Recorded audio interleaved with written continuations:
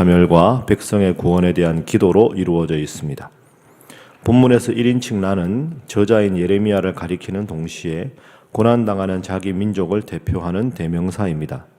즉 민족의 고통을 바로 자신의 아픔으로 받아들이는 성숙한 신앙인의 모습을 보여줍니다. 여기에서 나는 고난 중에 하나님의 신실하심을 경험했으며 하나님의 주권과 선하심에 반응한 사람입니다. 또한 회복을 위해 기도하면서 자신과 이스라엘에 대한 하나님의 관심을 계속해서 확신합니다. 예레미야 애가는 총 5장으로 구성되어 있는데 3장이 제일 깁니다. 앞부분에 1절부터 18절까지는 그 남유다와 예루살렘의 멸망에 대한 슬픔과 탄식이 계속 등장하고 19절부터 23절에는 그 슬픔이 갑자기 희망으로 기쁨으로 바뀌면서 하나님을 의지하는 장면이 나옵니다. 그러면서 후반부에는 하나님 이 아픔 현실의 가운데 역사해 주십시오 하는 기도로 마치고 있습니다. 우리가 방금 교재에서 읽은 대로 예레미야는 당시의 이 아픔을 자신의 아픔으로 묘사를 합니다. 그래서 우리가 교훈과 기도 제목 첫 번째는 내 눈에 있는 들보를 보게 하소서 하는 기도가 필요합니다. 내 눈에 있는 들보를 먼저 보게 하소서. 자, 우리 1절 말씀 우리 함께 한번 3장 1절 읽어보도록 하겠습니다. 시작. 여호와의 분노의 때로 말미암아 고난당하는 자는 나로다. 아멘. 1절부터 계속 주어가 나로다, 나 이렇게 시작합니다. 그런데 여러분 생각해보면 예레미야 잘못은 없습니다. 논리적으로 딱 생각하면 예레미야는 하나님 편에 서서 하나님 앞에 회개하지 않았기 때문에 예루살렘과 남유다가 멸망할 것이다. 포로로 잡혀갈 것이다. 이것을 예언했습니다. 예레미야는 거짓 예언을 한 적도 없고 사람들 눈치 보느라 하나님 말씀을 전하지 않은 것도 없습니다. 그런데 자신이 잘못한 게 하나도 없는데 계속해서 모든 잘못은 나에게 있다. 그러니까 지금 예레미야는 나의 아픔과 자신의 나라의 멸망을 동일시하고 있습니다.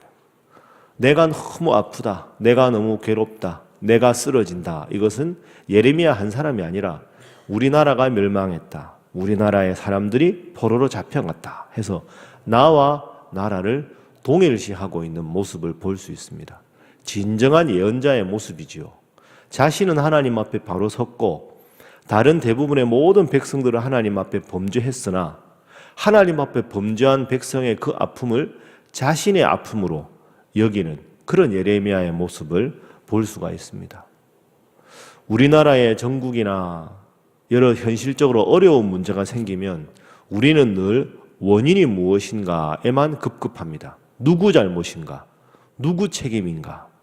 그런데 오늘 예레미야를 통해서 배울 것은 잘못을 하나님 앞에서 꾸짖었지만 그 잘못에 대한 징벌과 책임을 말할 때는 자신을 함께 말하고 있다는 것이죠.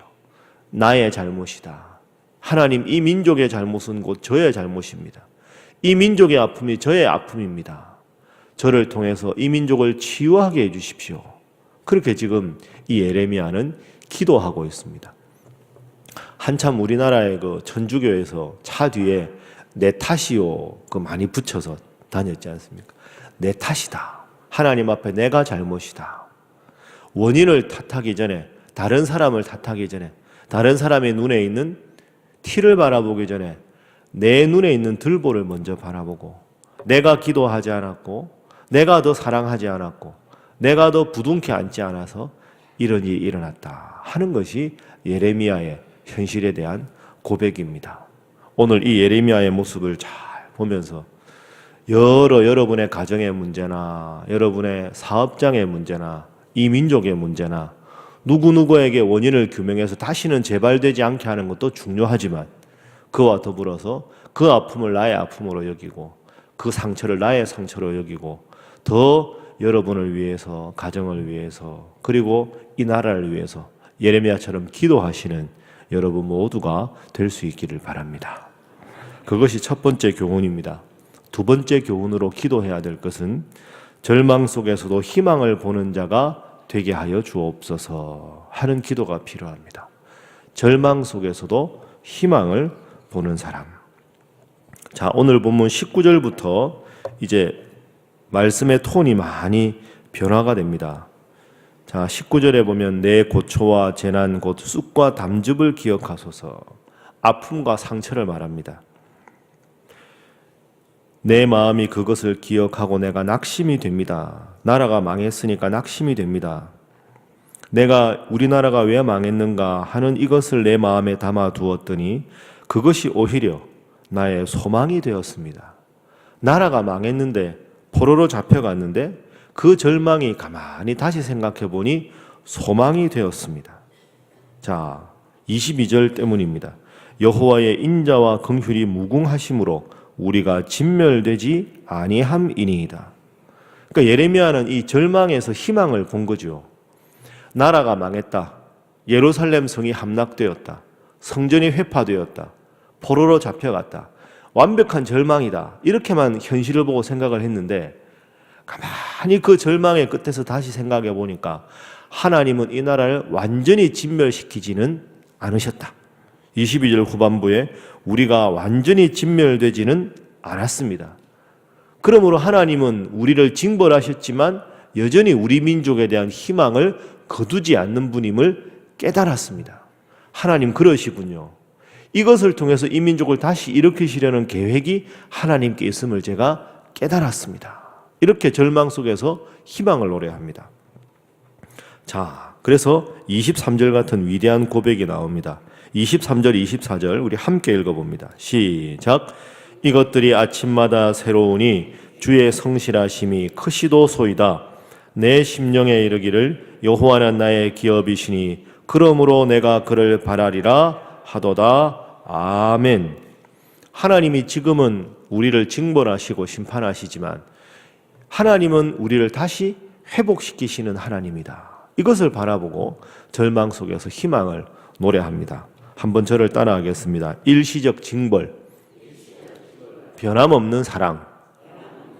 예레미야의 희망의 근거는 여기 있습니다. 일시적인 징벌이지만 하나님 저 마음 깊은 곳에서는 여전히 우리를 사랑하신다.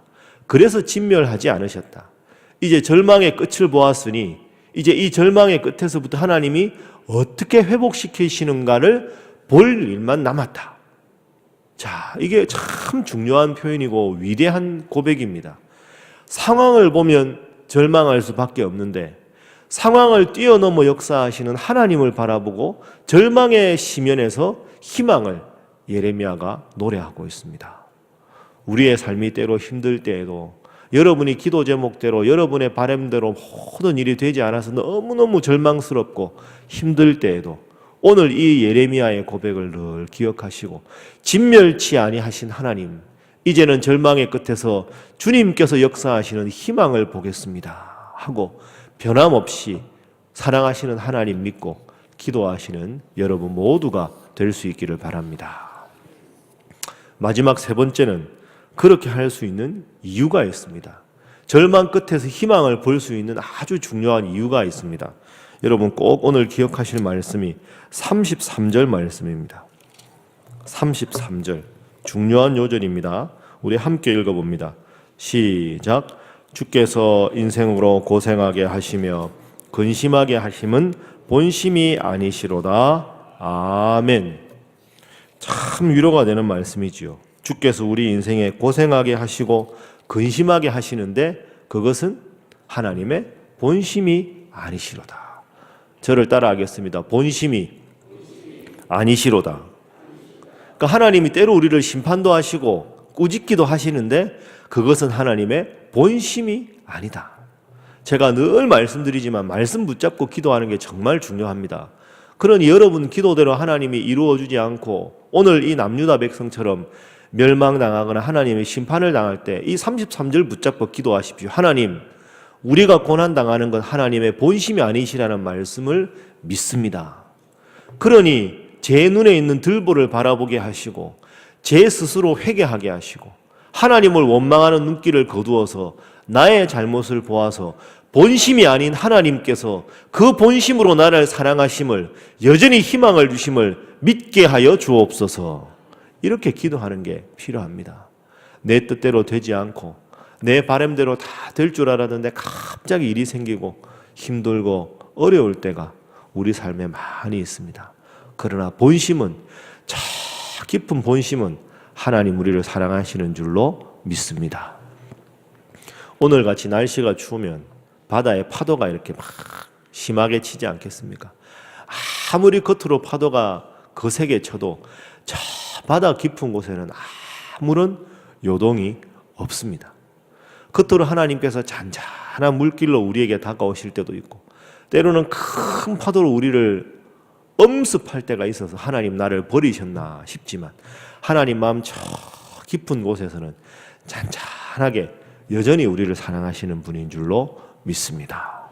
오늘도 이 사랑하시는 하나님, 우리를 여전히 지키시는 하나님, 본심으로 영원히 우리를 눈동자같이 아끼신다 약속하신 하나님, 이 하나님 믿으시고 힘든 환경 속에서도 희망을 말하고 하나님 앞에 기도할 수 있는 사랑하는 기도의 모든 용사 되시기를 주님 이름으로 축복합니다. 함께 기도하겠습니다. 하나님, 내 눈에 있는 들보를 먼저 보며 스스로의 책임을 살피게 하여 주옵소서. 하나님, 절망 속에서 희망을 바라보게 하여 주옵소서. 여전히 본심으로 나를 사랑하시는 하나님임을 믿고 기도하게 하여 주옵소서. 다 함께 기도하겠습니다. 주여 믿습니다. 주여 믿습니다. 주여 믿습니다. 하나님